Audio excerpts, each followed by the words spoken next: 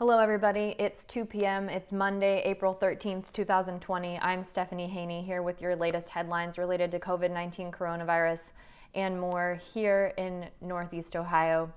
We will begin this afternoon, as we do each afternoon, right after those Ohio Department of Health numbers come out, and I will let you know the latest numbers from the Ohio Department of Health related to our confirmed cases of COVID-19 coronavirus here in the state of Ohio. As of right now, the confirmed cases now total 6,881 in the state of Ohio.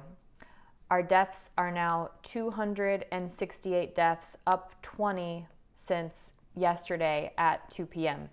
We now have a total of 2,033 people who are currently hospitalized, and of those, 613 of them are designated in the intensive care unit. The age range, the median age, and the split between males and females who have tested positive does remain the same. That age range being from less than 1 to 101 years old, with the median age being 54. And of the positive cases, 48% are males and 52% are females.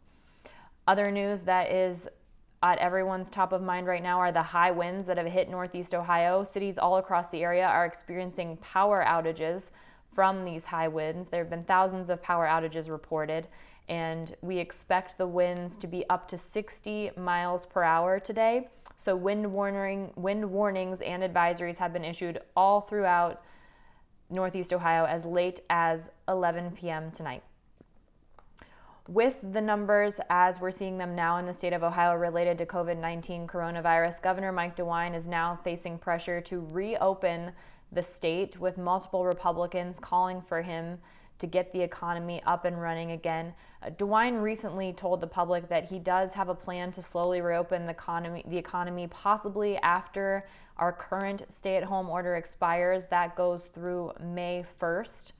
Republican State Senator Matt Huffman specifically is calling for the state to reopen, writing to DeWine asking for businesses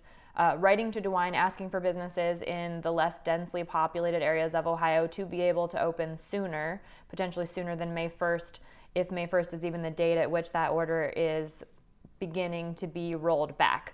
State Senator Andrew Brenner wrote on Facebook, "Ohio's COVID-19 numbers have flattened out.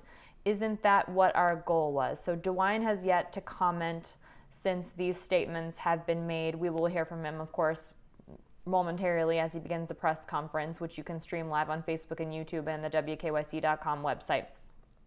In national news, President Donald Trump is calling for Dr. Anthony Fauci to be fired, sort of, because he retweeted a tweet with the hashtag #FireFauci on Sunday night.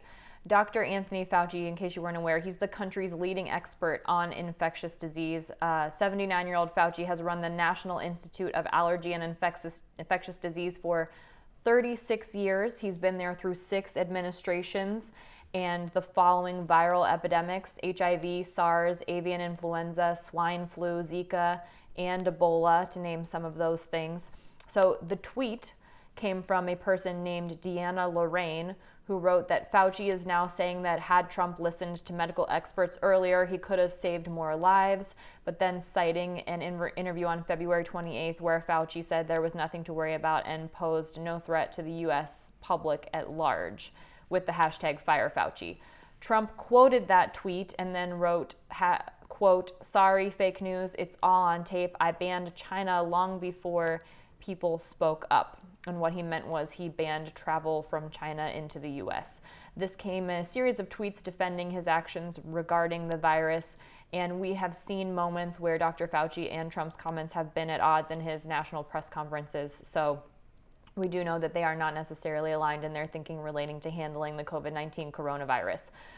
Trump also said that guidelines will be eased by him, not governors. In a series of tweets this morning, he claimed that decisions to open up the economy in states will be made by him and not the individual governors. Now, to clarify here, constitutional experts disagree that Trump has this authority to open up economies in the states and not the governors. And by the way, it's not actually the governors who are making these orders. These are public health orders, so they are ordered by the departments of health For example, our stay-at-home order here in Ohio was ordered by Dr. Amy Acton, the director of the Ohio Department of Health, not by the governor, though they do address us together in their daily press conferences. It's important to note that distinction, that was not a governor's order, that was a public health order.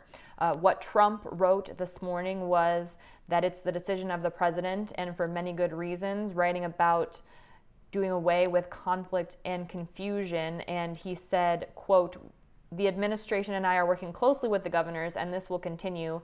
A decision by me in conjunction with the governors and input from others will be made shortly," end quote. So experts, again, have said that Trump can issue federal regulations to prevent the spread of diseases, but he doesn't have the authority to reverse a public health restriction put in place at the state or local level. And again, as a reminder, these are public health orders that have been put in place. They are not executive orders by the governors.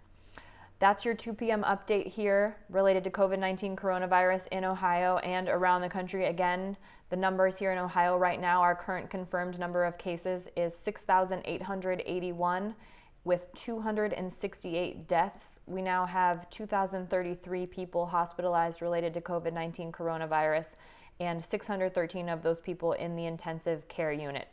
You can now join Governor Mike DeWine for his daily press conference on WKYC.com, our WKYC app, also on Facebook and YouTube, and on 3 News. And we'll see you tonight with continuing coverage. I'll see you at 5 p.m. on What's New with Betsy Kling and Jay Crawford. And then you can catch the rest of our coverage on What Matters Most at 6 p.m., Front Row at 7 p.m., and What's Next at 11 p.m. And I'll see you back here tomorrow morning, Tuesday, April 14th at 11 a.m. I'm Stephanie Haney.